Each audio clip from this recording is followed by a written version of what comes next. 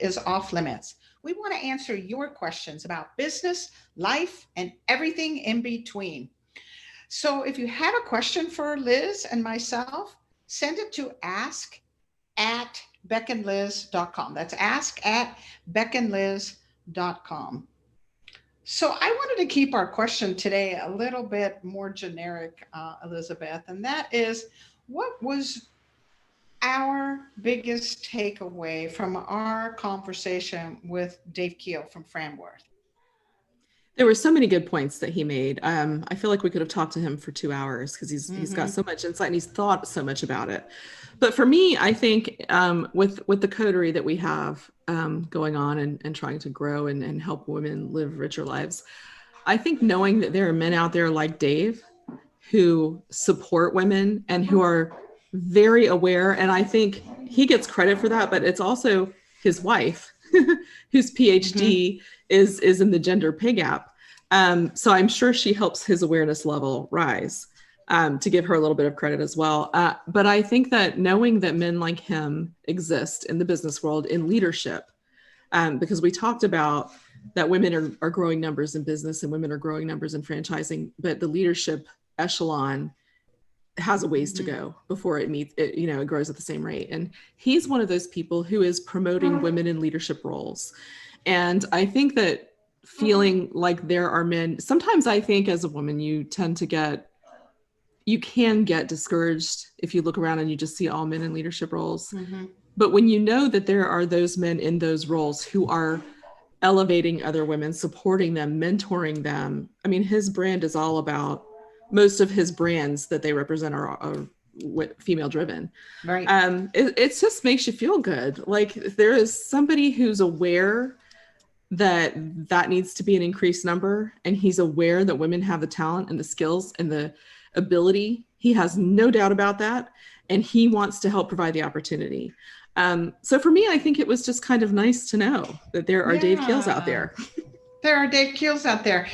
I love that point. Also, it's interesting because several of the women that we have interviewed have echoed what Dave is saying, that there are many men who want to mentor, want to advance, want to encourage women, and we need to be open to receiving that. And they recognize that there is some challenges out there and they're willing to step up. I think for me, my kind of big takeaway, and it was kind of subtle, he kind of hinted at it a couple of different times, was this idea of ego. And yes, I picked up on that as well. I can't wait to hear what you're going to say. It was very subtle. He brought it up 2 or 3 times. And when you study ego, it really does prevent us from a lot of things. It prevents us from having intimacy. It prevents us from truly understanding another human being. It causes a prideful heart and a little bit of, not a little bit, probably a lot of arrogance. So it makes us unteachable, uncoachable. And it makes us really kind of an island in many different ways.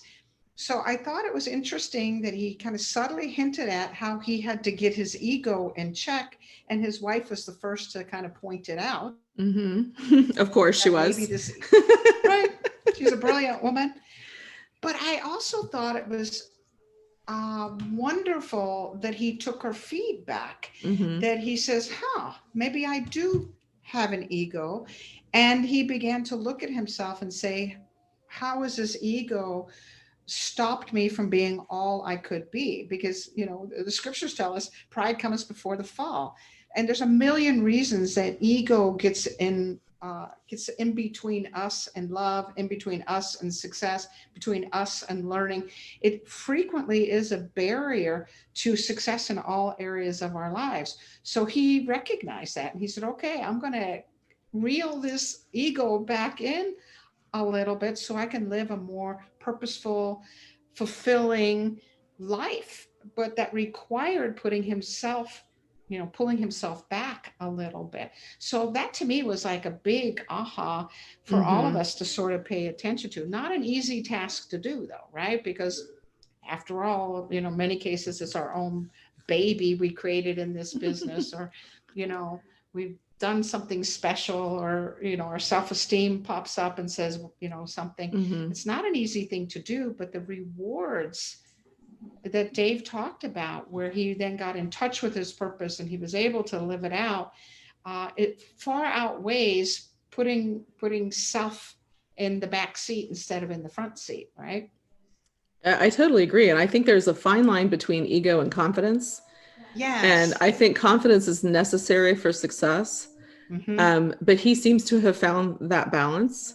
Mm-hmm. And I think that when all of the people that we've interviewed, mostly women, but a few men, the ones who seem to be the best leaders are the one who have found that balance between confidence and ego. And ego. And are willing to, as I think it was Marianne O'Connell who said, you know, elevate managing up, elevate that person who manages Mm-hmm. you up and elevate them over your head so they can take over when you're, you know, slowing down. Right. I think it seems to be a common attribute. Theme mm-hmm. with successful people, where Mm-hmm. they still have strong self-esteem, good self-confidence, but they have kept their ego in check. Yep. Which creates this wonderful humility and ability to learn and authenticity and realness about them. And Dave was a great example of that, as have been many of our guests that have built wonderful businesses and had success. But I didn't see ego at all. He's done something with it. So Yeah. a valuable lesson. Love it. Me too. Me too. Okay, we solved a million problems once again. I love our conversations about these things and dissecting our interviewees. Thank you, everyone, for joining us today, where passion and purpose collide, profits are made, and relationships are forged. This is Beck and Liz signing off and wishing you another purpose-filled and profitable week.